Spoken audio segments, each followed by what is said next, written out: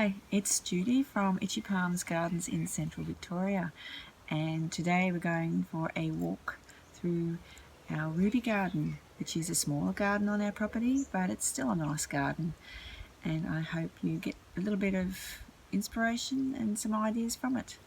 We're starting off at the entrance to the ruby garden. We've tried to make this entrance entice you into the garden.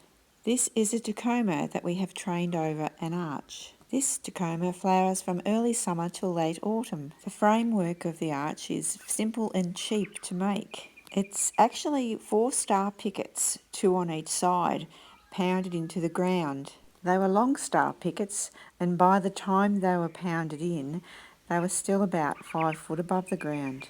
Then we bent over a section of gate mesh and attached it to the pickets with wire. The gate mesh was long enough to almost touch the ground on each side of the arch. It doesn't look that flash for a little while, but once any creeper covers it over, it does the job really nicely.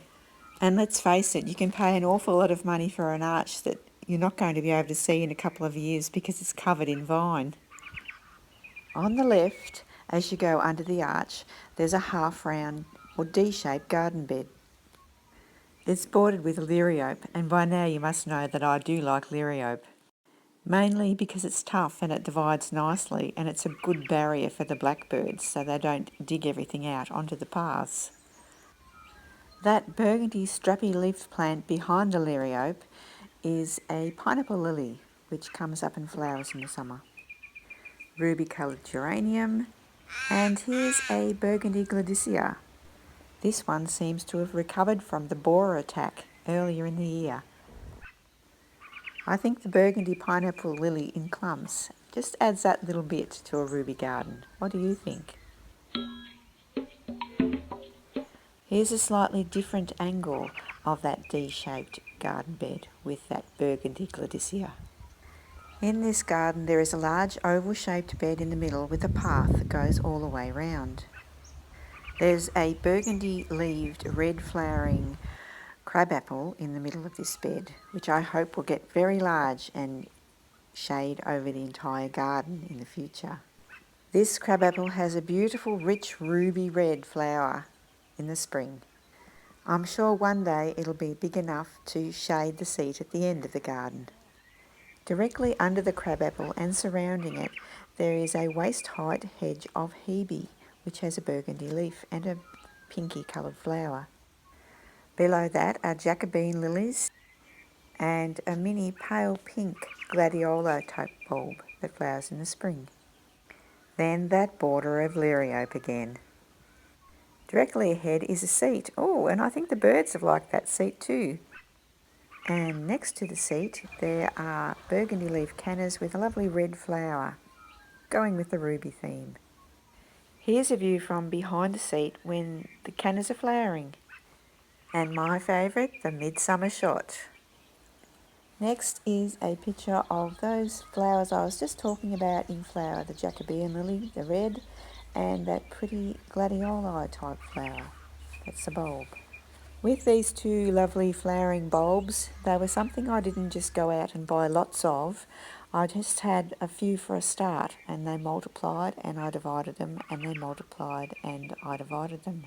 That's how you do gardening on a budget. It takes a bit longer, I know, but it makes it all worthwhile when they do multiply and have a show like they have this year.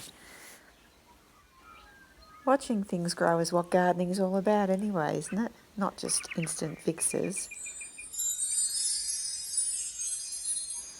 Although if I had the money, instant fixes would be good.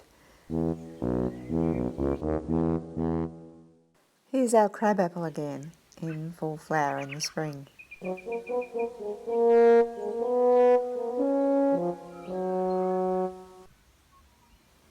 And in summer.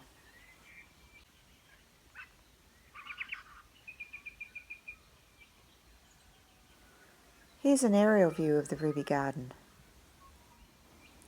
It really only took Lucille, my shovel, and I a weekend to create the ruby garden, so just imagine what you could do at your place in a few weekends. Have you named your shovel yet?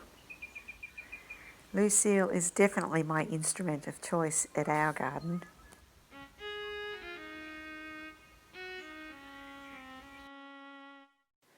And finally, the exit to the ruby garden is another arch with a tacoma growing over it as well. Well, I hope you enjoyed our ruby garden today, and I'm in my painting clothes. I've been painting.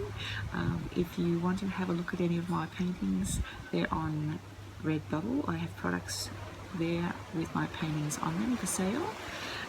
Feel free to have a look. Feel free to follow me and subscribe too, because I'm going to try to make this a weekly event.